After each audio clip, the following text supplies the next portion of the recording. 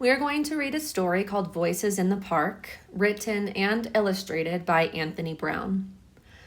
The purpose of reading this book is to help you see how authors can give their characters different perspectives through the way they write and through the illustrations used. So while I read, please look at the pictures on each page and notice how Anthony Brown used his illustrations to help show each character's perspective.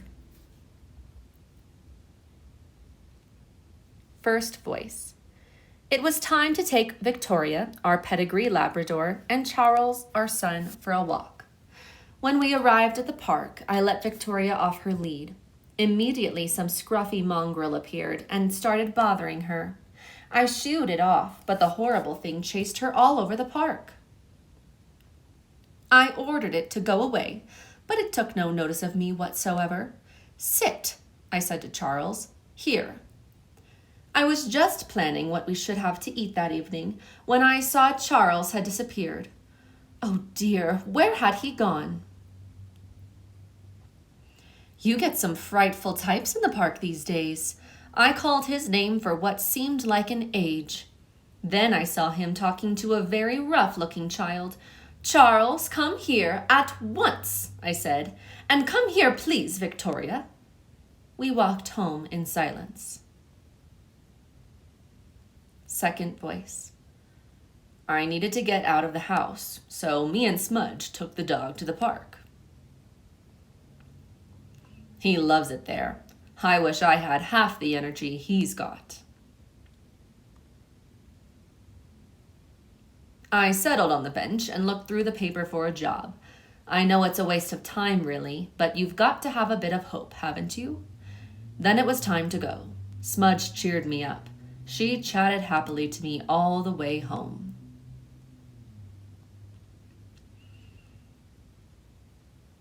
Third voice. I was at home on my own again. It's so boring. Then Mummy said that it was time for our walk. There was a very friendly dog in the park, and Victoria was having a great time. I wished I was. Do you want to come on the slide? A voice asked. It was a girl, unfortunately, but I went anyway. She was brilliant on the slide. She went really fast. I was amazed. The two dogs raced around like old friends.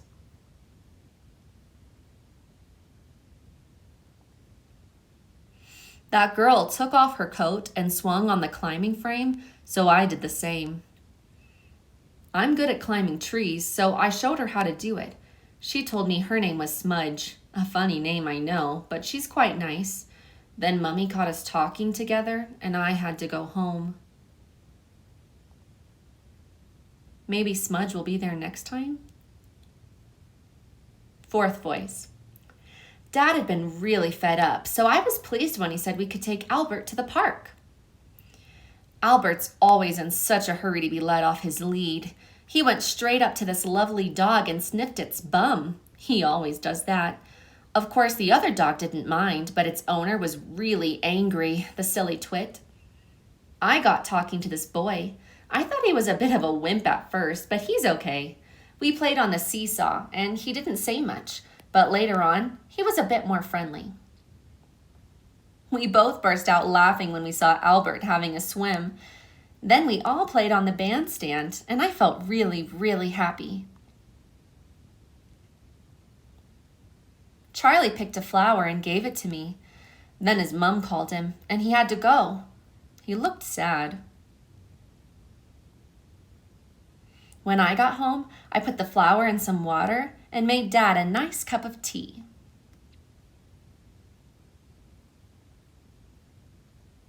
And that's the end of the book. So I'm going to go back through and just give you a chance to look at the different pictures. Whoops, one more time.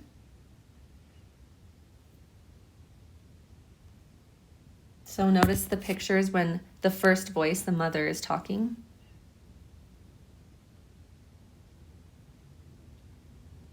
Especially this picture on the right side.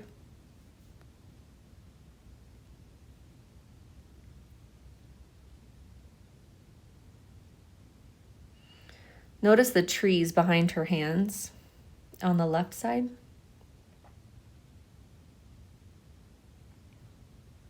And then look at the illustration on the left side. What do you notice? Now we're on the dad's perspective.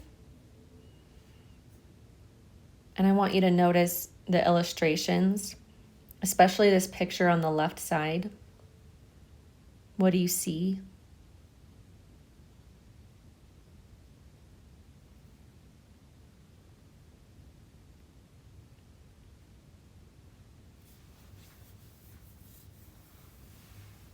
And then at the end, when he's going home, how has him walking home, how does that illustration look different from when he was walking to the park? And then the young boy.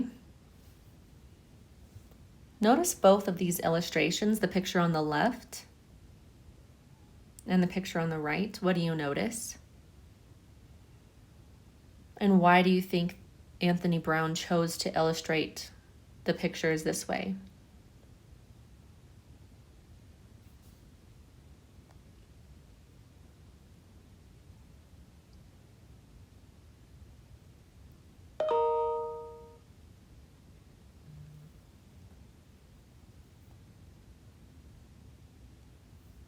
And then lastly, Smudge's point of view or perspective. What do you notice about her? The way she sees the park. What do you notice that's different about these illustrations in comparison to Albert's, or I'm sorry, the young boys?